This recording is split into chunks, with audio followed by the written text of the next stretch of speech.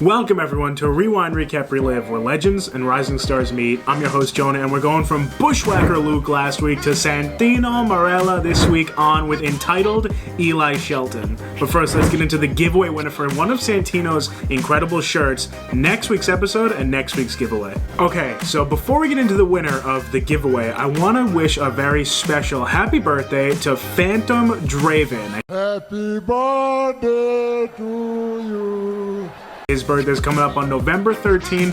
He reached out, said, could I do a birthday shout out? I said, of course I could. You're a fan of the show, a very loyal fan. He goes all the way back to winning the New Jack signed book, so that's how long he's been around, and I want everyone to go wish him a very happy birthday. Now, for the winner of the Santino Marella shirt off of Pro Wrestling Tees, David M. Congratulations, you won, and I'm telling you guys, you're going to want to stick around to see the giveaway for next week, so let's get right into it. Alright, I'm teasing it, and I don't plan on disappointing. We've got one half of the multi-time Hall of Fame tag team, 9-time World Tag Team Champion.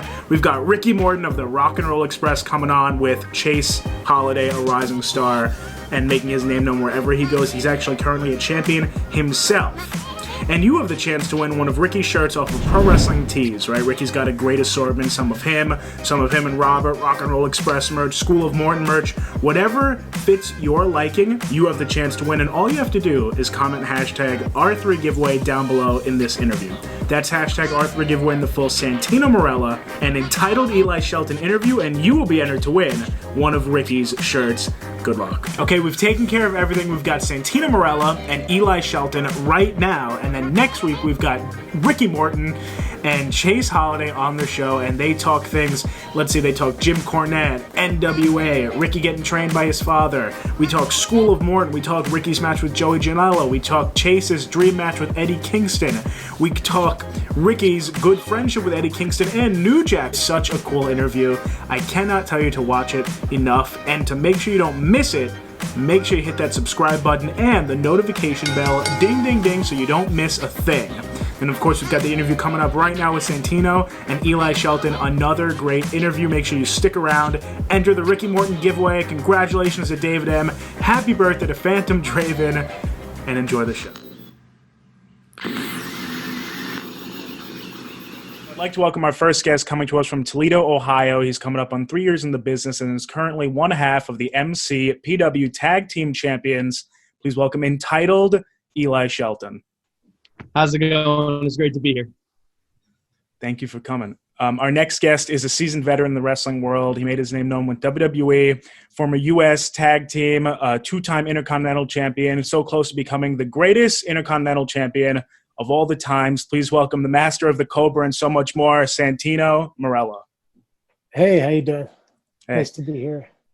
It's great to have you. And so with both of you here right now, I want to get right into it. I love starting it off with something basic and learning how it is that you went down the road of professional wrestling. And Eli, can you go first and please just tell us how you actually made that leap from an interest to what you wanted to do? Well, it was my senior year of high school, and just finished up football season. I was trying to weigh around which colleges to go to because I wanted to play college football. And then one day my dad just looked at me and goes, why don't you just try being a professional wrestler? Like, I know that's what you wanted to do for a long time. Jump into it. And little did I know, he really didn't expect me to take it as seriously as I have. Now I'm jumping into almost 3 years into this, and I would say that right now I'm in the best position of my life that I could be in to get somewhere where I want to be. Well, it's great to hear, and it's nice that your father encouraged you like that. And how did others around you take that decision? It was pretty strange. My family, for the most part, was very mixed. My mom was on edge. My dad at first was all for it. My grandparents on my mom's side were all for it. My dad's side, they're like they're very super religious and very old school. So this wasn't a very old schoolish thing to go into, and it just to them it was just a totally different world. Sure, yeah. And Santino, do you resonate with that at all? My family, when I told them I was going to do it, they realized that they're not going to be able to stop me. When I get something in my head, I'm pretty determined, and they kind of said, well, he has all the attributes And they were basically supportive from day one. They all came to my first match, and any match I've ever had around Toronto, they always came. And there were people for sure in the neighborhood that think he's crazy, right? He's leaving to Japan, he's leaving to America, and he's gambling everything. I started quite late. I started wrestling quite late. I was 28 years old when I started training, 29 when I had my first match, 30 I was in Japan. So, some people were concerned, but at the end, they were they were very happy. Yeah, of course. No, traveling the world and everything that you've done and accomplished since then. And so, what's that first step of you actually getting into the ring look like? When I was in university, there was a guy on my wrestling team, amateur wrestling team, and his dad had a school. And his dad was in the WWF in the 80s in Calgary Stampede. His name was Don Koloff. He was my first coach. And yeah, when I found out that I just had this connection, it was like the bells went off, and I'm like, I just found my destiny. Yeah. And, waited for the opportunity to ask permission if I could train there. And I just let him know that when I retire from my judo career, I intend to take it serious and take it to the highest level. And that's what I did. I committed, I focused, and I realized there wasn't much going on at the time. This is like 02, 03, there was no smartphones and social media platforms. And, there was mailing VHS tapes at the time still, or maybe CDs or DVDs. So I had to go somewhere and put myself in front. My first few matches, it's like the tree falls in the forest. Does anybody hear it? Mm-hmm. Or if nobody's there to hear it. Yeah. Because my first few matches were, in front of a small audience, and basically nobody saw them. So I knew I had to get out there and put myself in front of some eyes that can actually make some decisions. Right. And so let's move on to now the debut. Well, here, I'll go to Eli first. And can you please tell me about your first debut match? Any feelings that were going through your head? Well, if I'm being honest, I was put in way before I should have, because I jumped like trainer to trainer, people who really have no business being trainers in professional wrestling. But when you're just trying to get in, anybody who says, oh, I'm a pro wrestler, you tend to believe that they know everything. So you jump right to them and be like, teach me how to do this. And that's what I did. And I was put onto a pre-show in South Bend, Indiana. And I didn't totally botch it up like the worst match you would ever see in your entire life. But looking back, I would have told myself, like, do not get in the ring. Do not trust that person. Do not trust the next person. Because it took me until about last year when I found CK3, Crimson, and Trey Miguel, who started training me. And from then on, I finally was able to kind of start to figure out what was going on. But my first match, it was just a short one, got a couple things in, and then I lost, obviously. But looking back, I should have never been in the ring at that point. And I wish I could tell myself, like, give it some time, be patient. Yeah, no, it's nice you're able to have that outlook on it. Anthony Santino, when you had your first match in OVW, let's look at that debut first, and then, of course, your debut that far have one as unique as yours on the main roster. But how was OVW's debut for you?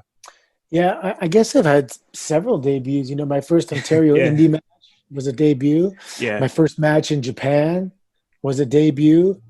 Then I had my first match on an OVW live event. That was a debut. And then I had my first match on OVW TV. That was a big deal. And then, obviously my debut on Monday Night Raw was like a dream come true type thing. Of course. But no, every debut is significant, and sometimes, even though you may not be experienced, you have to go in and make all the mistakes anyway. So you might as well start getting them out of the way. There's so much to learn. I remember, I was wrestling, I had my first several indie matches and then a year in Japan, and I didn't know anything. Mm-hmm. And I'd been kind of doing it for a couple of years. I knew nothing. And I remember hearing Ricky Steamboat saying it took him about 2,000 matches before he started getting it. And I'm like doing the math. I'm like, 7 years if you're wrestling 300 matches a day, a year. And, sure enough, I started getting it after 6-7 years on the road, 300 matches. And you get it in waves and increments, all of a sudden in a year you go, okay, I get the basic outline of a match, I get the characters and that kind of stuff. And then you're like, but everyone keeps saying this word storytelling. What the hell is storytelling? And when you start learning the storytelling aspect, and storytelling starts dominating the need for moves and all that stuff, then you start getting it. And then you develop your own patented moves and you mix them into the stories you like to tell. And then there's a whole nother level. And then it just becomes super easy where you're able to take guys that are nervous and they're green and able to have awesome matches with them just because you can calmly guide them through a story. And they may not even know the story during the match, but when they go back and look at it, they'll go, I see what you were doing, I was fortunate. I had guys like Chavo Guerrero and William Regal to, wrestle them for years and just learning so much each and every time. Oh, one thing that Trey ended up telling me is don't be calling your matches to get your moves in. Call your matches to get your in-betweens in. Because that's what's very important is that stuff between the moves that tells the story rather than the moves that make you look cool. Mm-hmm. Yeah, Trey Miguel, he's good. I like him, man. I met him several times. He's a good boy. Yeah, I was so happy to have met him. So when you were plucked from the WWE Universe, of all places, to make your Monday Night Raw debut, can you take us on the journey of how that was for you? How did that feel? I mean, I'm sure there was pressure setting in. You were literally making your debut effectively in front of your boss, the chairman, Vince McMahon, right? So, well, imagine playing baseball your whole life and you're playing AAA baseball and all of a sudden you get a phone call and say, hey, you're going to pitch for the Yankees Monday night. You're starting. And you're like, what the hell? It's what you wanted. It's what you've been training for. So you shouldn't really be afraid of reaching your goal, but it's kind of terrifying. I was going to a live event in Elizabethtown, Kentucky, and my character at the time was Boris Alexiev. Mm-hmm. And all of a sudden I got a phone call and they're like, hey, can you speak Italian? And I'm like, yeah, sure. It was limited at the best. And then I said a couple things and they were like, oh, it sounds pretty good. Okay, we're going to send you your passport. You might fly out tomorrow to Italy.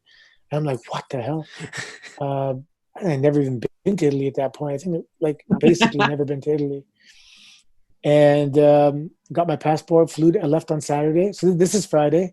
I left the next day on Saturday. I landed on Sunday because, overnight and the hours and everything. And then I debuted on Monday and just, a whirlwind. And then all of a sudden I was released from developmental and I was on the road for 7-8 years straight. Wow. Had something like that happened before? Was there anything to base that off of, or was everyone kind of just... It was designed to be the first time ever. There have been things similar to it where guys debuted and came from another company, or they for Carlito, for example, they had pre-tapes, vignettes. And then when he debuted, he won a title. But to have someone plucked from the audience, given an open challenge, that has never been done before. Yeah. Well, is there anything that you wish you could have done better yourself in that debut? Did that go how you wanted it to? I'm sure that nerves were flying through your body. Yeah, there was nothing I could have done better. There's one little thing. When Umaga went to body slam me, I shouldn't have posted because I'm supposed to be a civilian who got plucked out of the crowd. And if you post, it shows that you know how to train. But, that's the only little thing. No, it was crazy. It was awesome. That's almost like that muscle memory that just came in right there when you end up posting. Yeah, from training. Eli, so you're entitled Eli Shelton, right? And so obviously it's a heel persona that you are giving to the crowd. So can you tell us what went into developing Eli Shelton? If I was to say I didn't grow up entitled, I'd be a liar. My dad did work. My dad had a pretty good job, and he's done pretty well for himself. So that was always the running joke, was I was the entitled kid. And so a lot of times I just kind of ran with it. And then when I started wrestling, I found myself being a much better heel than a babyface. I found it much easier to run my mouth to somebody than to be like, hey, cheer for me. And then eventually I just started developing like, okay, what's something a lot of people hate? The entitled kid in high school who got everything his way. So let's create that into a gimmick. Let's go way over the top with it. Say I can get this and I can get this and I deserve this because, it's just what I'm entitled to. And if you have a problem with it, too bad. I can afford the things that you can't. And when people start to brag about certain things, it's a lot like Floyd Mayweather. He brags about his money. He brags about his, everything he gets in life. And people can't stand him for it. So you see that and you understand that works. So when I started to try to go into more of it, and I'm still developing the character, it's nowhere near to the level of where I would want it to be. But as I keep developing it, I find new things to try and do, new things to like say, those little like one-liners and stuff, just things that I can figure out what I can do to make someone hate me even more.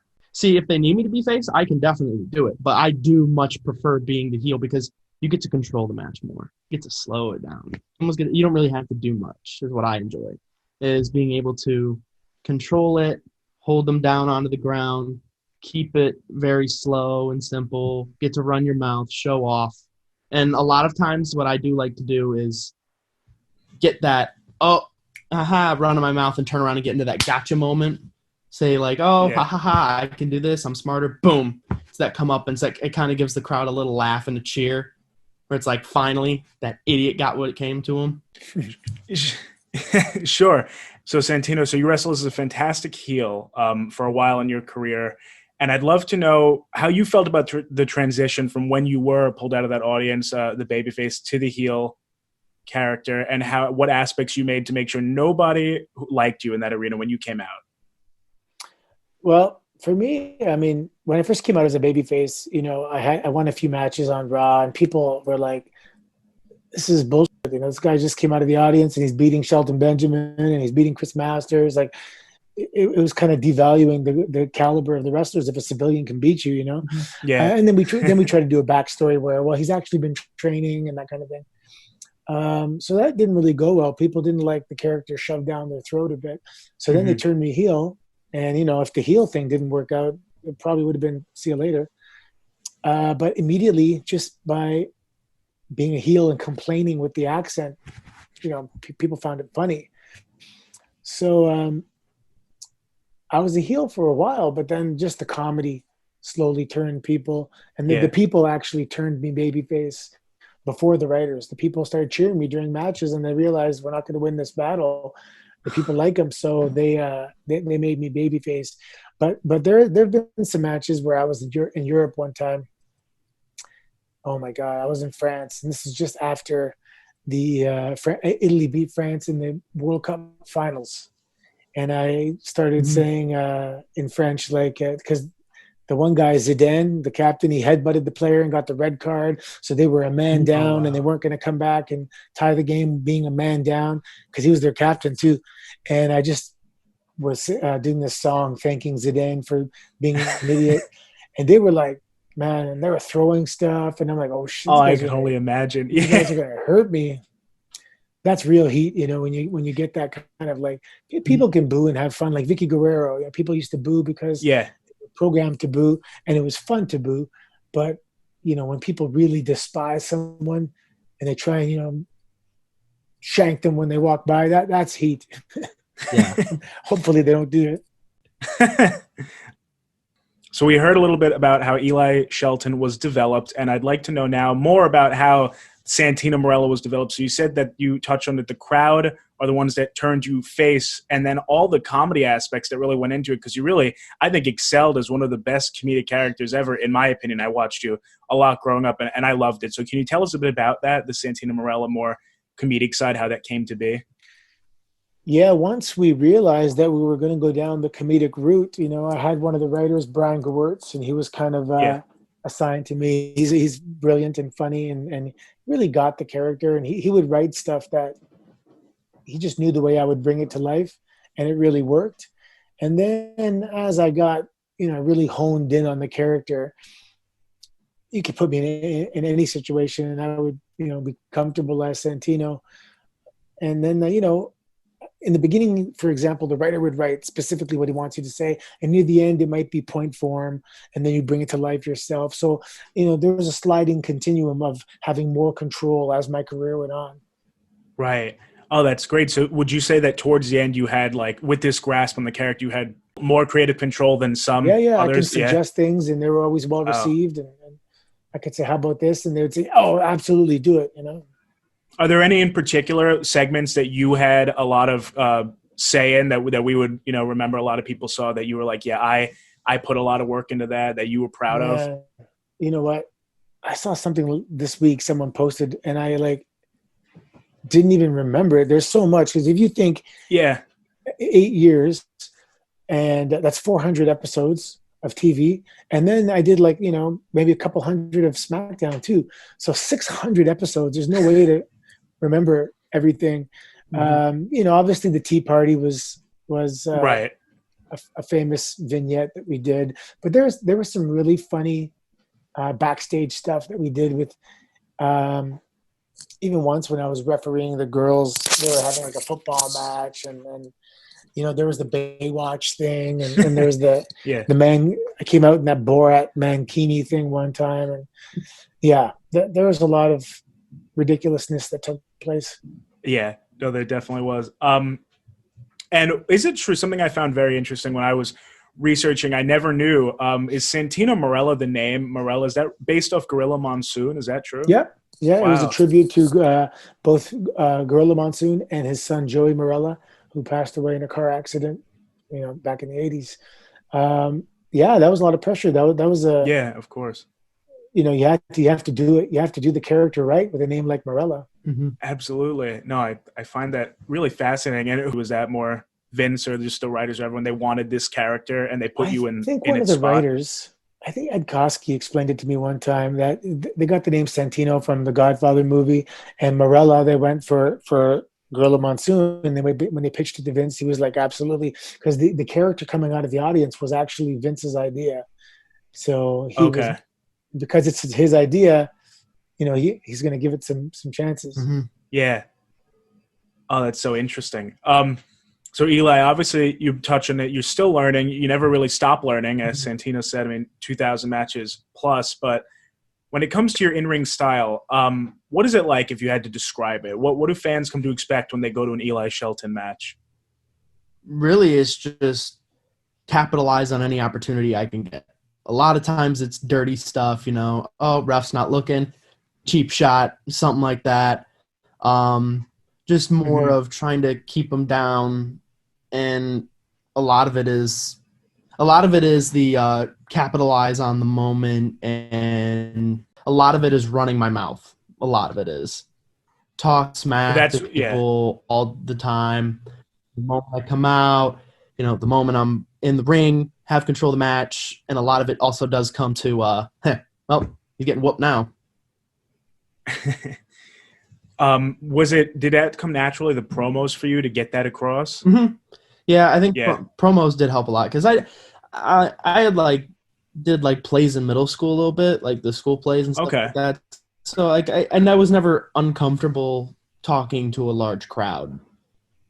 And when I was playing football, I was one of the more excited players. So anything that would happen, it would definitely pump me up, and I'd be very excited out there. So it was known that I had a outgoing sort of personality. So promos were kind of the easier thing for me. It was more in-ring and footwork that really I needed the most help in. Right. And so acting, athleticism from football, so you really were able to combine those two things, and still you pick up things along the way. And Santino, so you're very skilled in mixed martial arts. I think a lot of people know that, maybe not everybody. And now you've got Battle Arts Academy, right, where you train people. You train athletes of the future, and you do a little bit of wrestling there too, right? Some shows. Yeah, we do a lot of wrestling. Oh, a lot of wrestling. Okay. Yeah, my bread and butter sport growing up was judo, and I was on the national judo team and the provincial judo team, and I did it right through university. I trained in Japan, but I never really did MMA. I trained. I jumped in one fight once, like last minute notice, but it wasn't really an MMA career. But I've been grappling for 30 years, you know. And then battle arts. Battle arts, we actually train MMA, and we have BJJ and a huge pro wrestling program. Gosh, at any given time, we got 40 outstanding students, and we do. Battle arts is also a venue. So Destiny Wrestling wrestles out of there. Revolution Wrestling, Impact Wrestling comes there. Battle Arts Pro comes there. Now we have Hamilton Wrestling Entertainment comes out of there. So it's a venue it's an awesome venue to wrestle in. So when I designed the gym, I made the gym like able to transform from a gym to an arena, and it actually looks really cool. That's so cool. Yeah, and probably tons of experience going to all these different venues over the years. You were able to put that to good use, and clearly your mixed martial arts background is helping those of the future. So now let's go back to when you were developing Santino Marella's in-ring style, knowing that he wasn't going to be viewed as such a serious competitor. How did you do that? Because you were very skilled mixed martial artist, judo, as you said. So how did you kind of combine that? Well, Santino is able to have moments of brilliance, you know, where he can grab someone and take them down, but then you have to know how to relinquish control. So let's say, you know, I give a guy a nice clean judo throw and then go for a headbutt and he moves and boom, you crash and burn. Yeah. So you always have to be able to give it back up. You know, Santino's best move was moving out of the way. That's what I always tell people. and it's just an old school way to kind of switch control. Just move out of the way, man. Let someone do something. And I would tell guys, you know, on live events, I went over a lot because the Cobra and everything. Mm-hmm. And I'd wrestle guys and I'd just say, hey, man, beat my ass. I'll kick out a few times. You get frustrated, do something dangerous. I'll move out of the way. And this is my chance. I'll do the comeback. Oh, that's awesome. That formula was pretty fail safe. Mm-hmm. No, yeah, absolutely. And kind of similar formulas between you and Eli, I'd say, when it comes to working the crowd more than just more than going full force maybe in like a match. So do you have any advice for Eli in terms of honing in on that craft that you've heard he has so far? Yeah, no, I mean, he sounds like he knows what he's doing. Often I tell people don't ruin a good wrestling match by wrestling. You know, if you got the crowd in the palm of your hand, take your goddamn time. There's no need. And people, because they see it on TV, as soon as the bell rings, they go, lock up, go. You don't have to do that at all. You can make your entrance. If your entrance is amazing, you can make your entrance 10 minutes. You know, you can make the pre-match ritual. Yeah. If it's good, you got it down, you can take your time there too. From the moment you come out of the curtain to the moment you go through the curtain, that's all your segment. That's all your time. That's all part of your show. Mm-hmm. It doesn't have to be all wrestling. If you can jaw jack with somebody in the audience, like get into it really bad where the guy loses his shit and he try to hit on his girlfriend. He wants to come in the ring and fight. That's super entertaining for everybody else. It has nothing to do with your match at all, you know? So that, there's that kind of stuff. It's not all wrestling. Yeah. Mm-hmm. Yeah. Very multifaceted. Definitely. And Eli, being a tag team wrestler now, one half of the tag team champions, your team, Big Facts, right? Mm-hmm. Why did you two want to form that team? What came about in your mind that you were like, I want to be a tag team wrestler, and so successful now that you've won tag team gold? So going back to when I started, my tag team partner has been my best friend since I was 4 years old.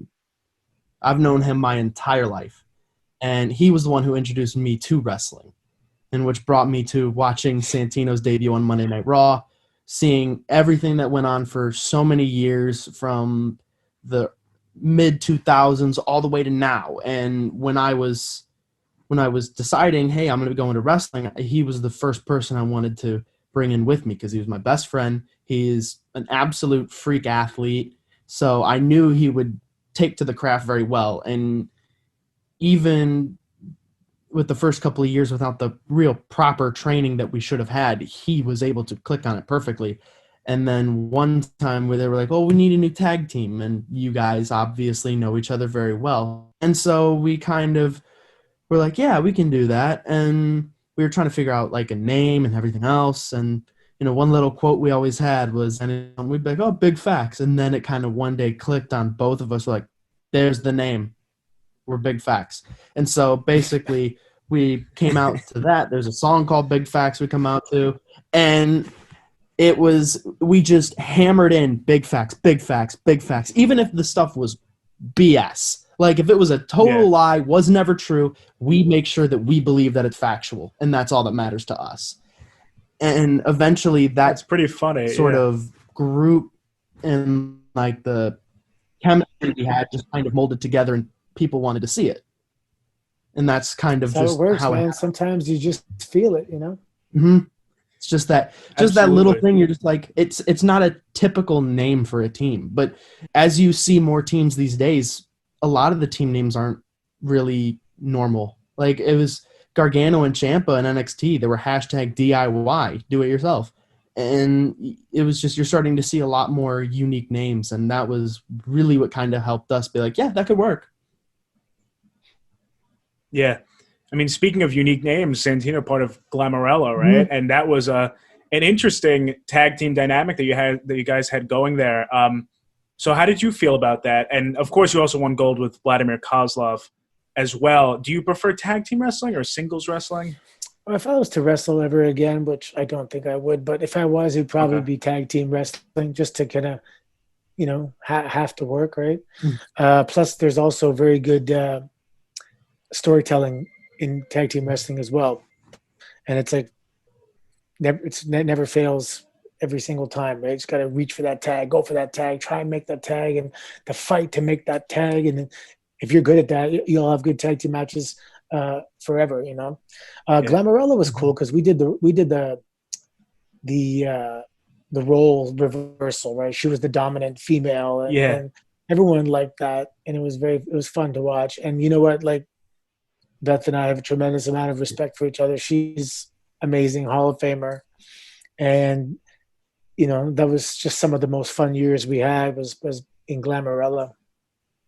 So you really enjoyed that. That's great. Yeah, because I was going to say with the return and everything, you really kept that. The fact that a lot of people remembered it like it was yesterday, I think, the chemistry between you and Beth, that you had the history with the at WrestleMania. So you definitely did a really good job with that story. And how about with Kozlov? You like the dynamic there too? Kozlov did some funny skits. Probably one of my best friends in the wrestling business, like forever. Yeah. When you're in a tag team, you're sharing hotel rooms, you're sharing car rides, you're in the match together, you're working out together, you're eating dinner together. And back then there was no individual brand, so we did Raw and SmackDown. So we were together 5.5 days a week, 24/7 for that time.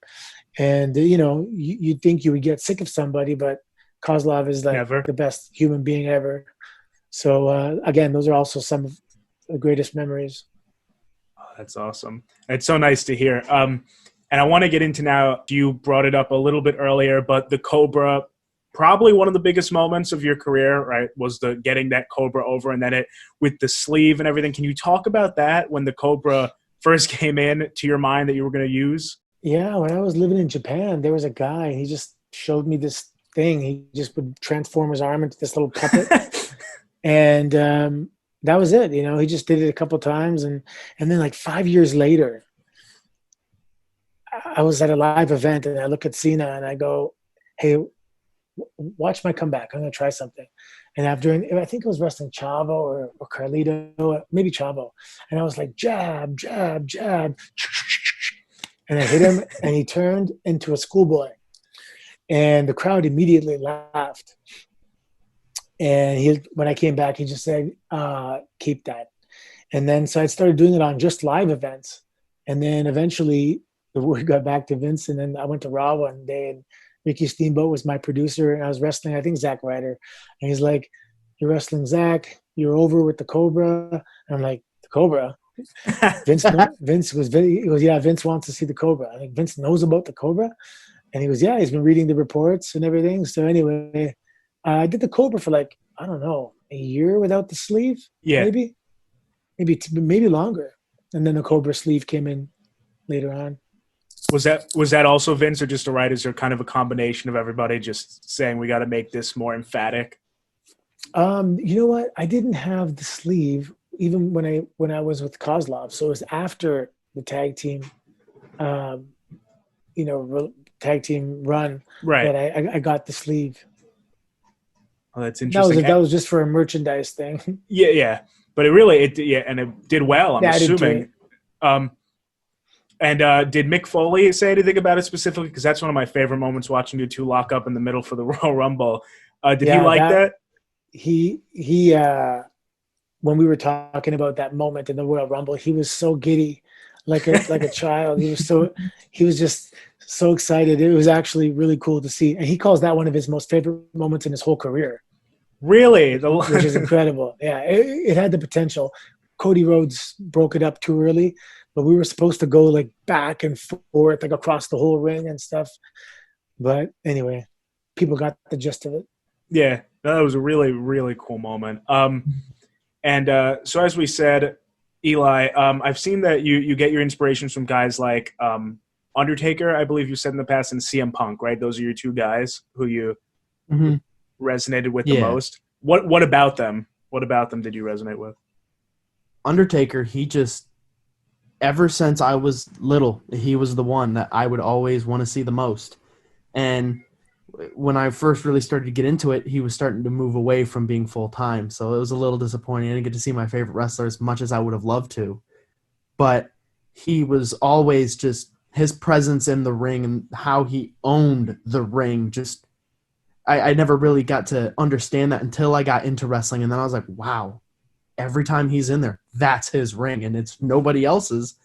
He could be on the ground getting the crap kicked out of him, but in the end, there's just the moment he sits up, the ring is just, it's back to him. And then I just thought CM Punk, his ability on the mic was just, to me, it just spoke to me. And I was like, that man, you could just give him a microphone and then say, go out there and just talk, and he could do it. And I was like, I want to be like that. I want to be able to be given that kind of ability and freedom to be able to and the trust to be able to just go out there with a microphone without anything really on my mind and just be able to cut something great. And I think that that's really what he inspired me with. Good luck. I'm going to keep an eye out for you, Eli, and hopefully you continue to have success. And very professional job you did here. I love the background. Thank you. The tuxedo. Very nice. Keep it up. Do you just have any quick advice for Eli? That's the last question we always like to end it on. Any quick advice, wise words? It's a marathon. It's not a sprint. And, your big opportunity may come tomorrow. It may come in 7 years. And you don't know when it's going to come. So you got to be ready at all times for the next 7 years, just say. And, keep yourself as lean as possible and look like an absolute superstar as much as possible. And when the opportunity comes, you'll be ready for it. Thank you so much. I really appreciate that. No problem, man. Thank you for your time. You have a good head on your shoulders, so keep it up. Thank you. Thank you so much. Okay, take it easy, boys. Bless it, daddy. Boogie woogie man feel good. I tell my people, my brothers and sisters, don't you dare miss online. Rewind, recap, relive. Oh yeah.